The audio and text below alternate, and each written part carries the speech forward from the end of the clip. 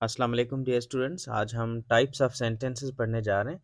ये recorded lectures WhatsApp पर मौजूद हैं। फीस 1000 है और रेनन मार्टिन से हम करेंगे एक्सरसाइज सेंटेंसेस की। पहला है सिंपल सेंटेंस। ये सिंपल सेंटेंस को कैसे पहचानना है? A simple sentence is a single clause.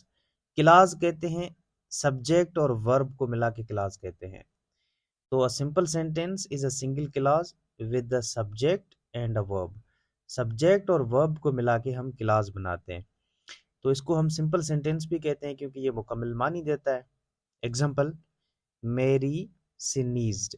मेरी आपका सब्जेक्ट है और सिनीज्ड जो है निश देना, जैसे फ्लू हो जाता है तो वर्ब सब्जेक्ट वर्ब मिलके क्लॉज बनाया, ये मुकम्मल मानी दे रहा है तो हम कहेंगे ये सिंपल सेंटेंस भी कह सकते हैं। दूसरा example, somebody cuffed.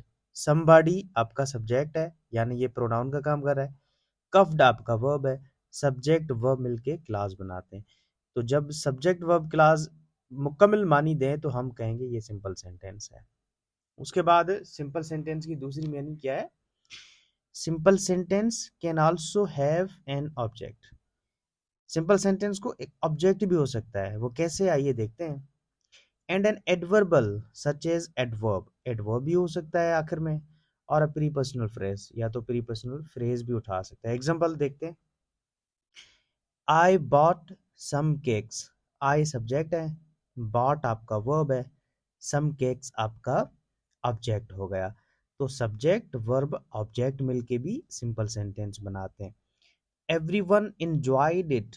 Everyone subject है, enjoyed वर्ब है, इट आपका ऑब्जेक्ट है। तो सब्जेक्ट वर्ब और ऑब्जेक्ट मिलके एक सिंपल सेंटेंस बनाते हैं। और उसके बाद ही मूव्ड टू लंदन इन 1955। ये प्रीपोजिशनल फ्रेज इस्तेमाल किया हुआ है राइटर ने।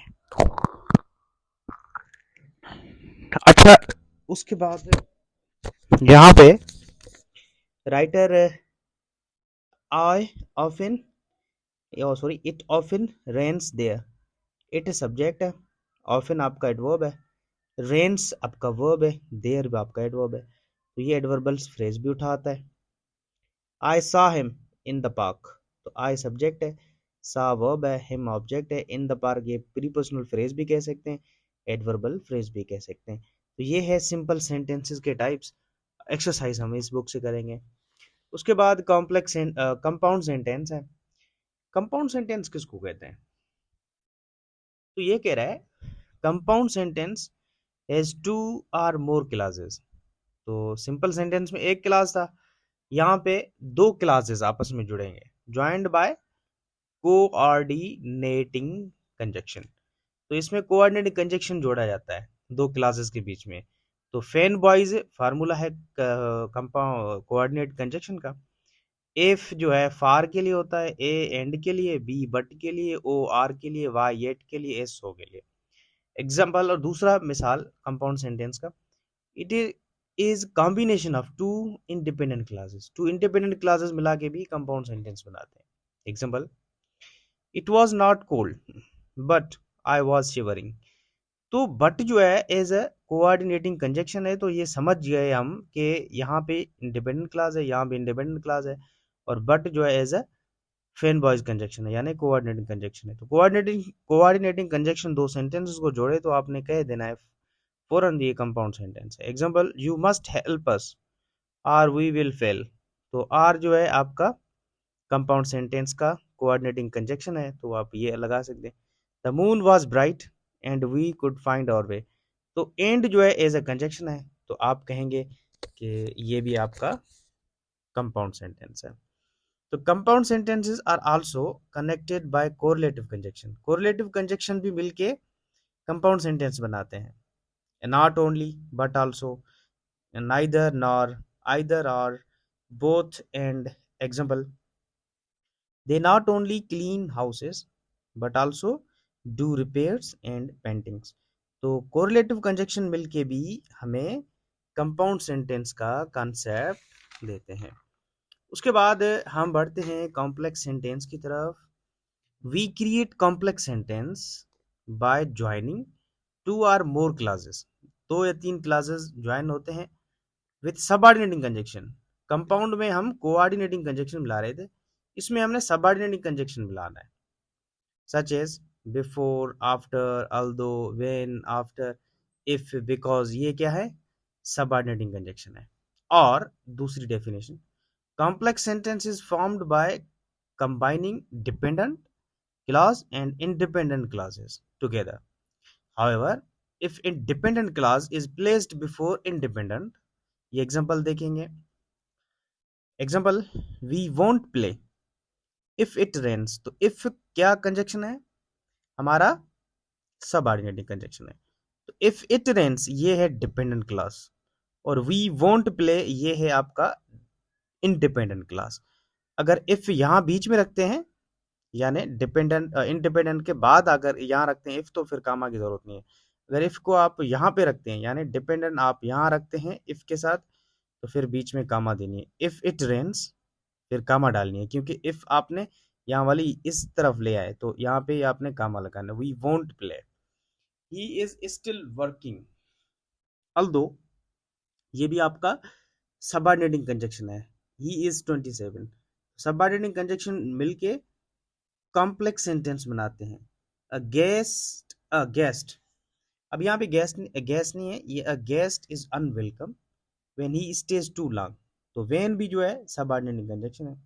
आई वेंट बिकॉज भी आपका सबऑर्डिनेट कंजक्शन है। तो आई वाज इनवाइटेड, तो जब सबऑर्डिनेट कंजक्शन दो क्लासेस को जोड़े तो कह देना कि ये कॉम्प्लेक्स सेंटेंस का स्ट्रक्चर है। उसके बाद कंपाउंड कॉम्प्लेक्स सेंटेंस किसको कहते हैं, आसान है सब बिल्कुल। We form compound complex sentences with three or more clauses joined by both coordinating and subordinating conjunction. इसमें सबऑर्डिनेटिंग कोऑर्डिनेट कंजक्शन दोनों मिले होते हैं, तब कंपाउंड का example, we hit a lamp post and, ये subordinating coordinating conjunction. It shattered the glass on the front door before, अब before आपका सबऑर्डिनेटिंग कंजक्शन है। I manage to bring the bus to halt, अब जब भी आप दो सेंटेंसेस में कोऑर्डिनेटिंग कंजक्शन और सबऑर्डिनेट कंजक्शन देखें दोनों, तो आप कह देना है कंपाउंड कॉम्प्लेक्स सेंटेंस है। तो हम स्ट्रक्चर की तरफ बढ़ते हैं, रेनन मार्टिन का बुक है, और रेनन मार्टिन से हम एक्सरसाइज करेंगे। आइए देखते हैं। एक्सरसाइज नंबर 37 है।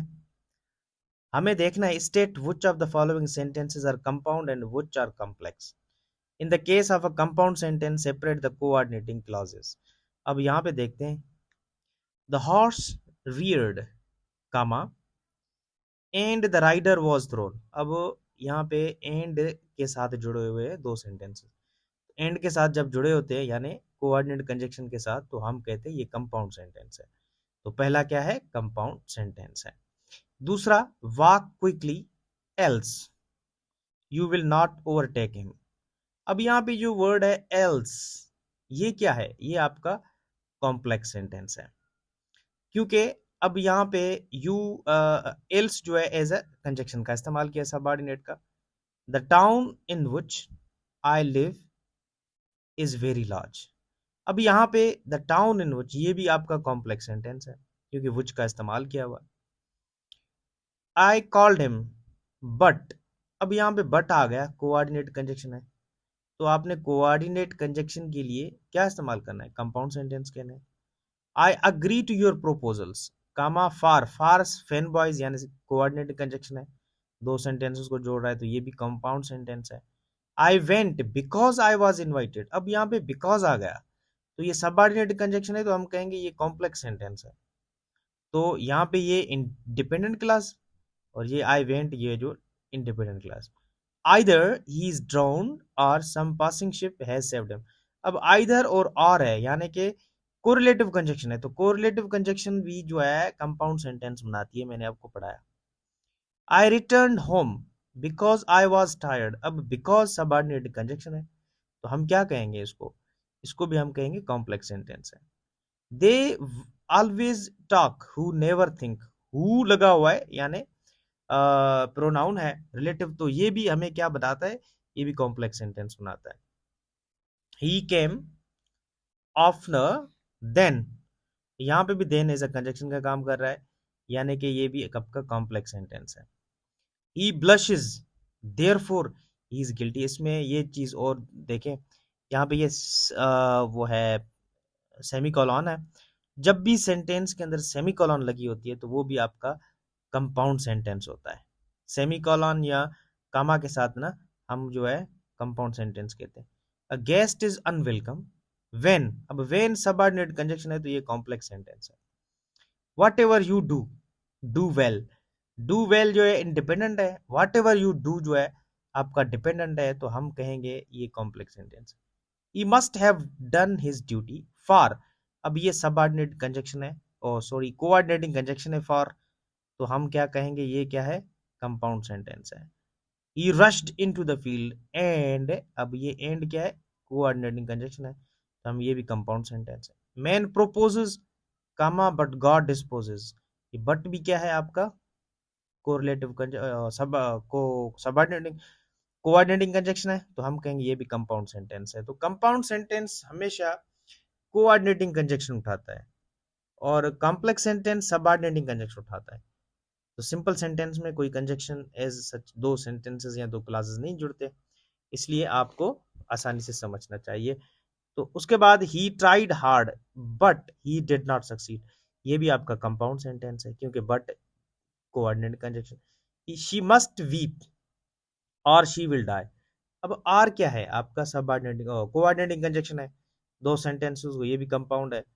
They serve God well who serve his creatures, who आपका रिलेटिव प्रोनाउन है लेकिन अब ये होगा complex sentence. Man is guided by reason and अब ये जुड़ा हुआ है दो सेंटेंसेस को कोऑर्डिनेटिंग कंजक्शन है, तो हम कहेंगे कंपाउंड सेंटेंस है। Quarrels would not last long if क्या है कोरिलेटिव सॉरी सबऑर्डिनेटिंग कंजक्शन है, तो हम कहेंगे ये कॉम्प्लेक्स सेंटेंस है। और God made the country number 25 and, अब एंड कोऑर्डिनेटिंग है तो कंपाउंड सेंटेंस है।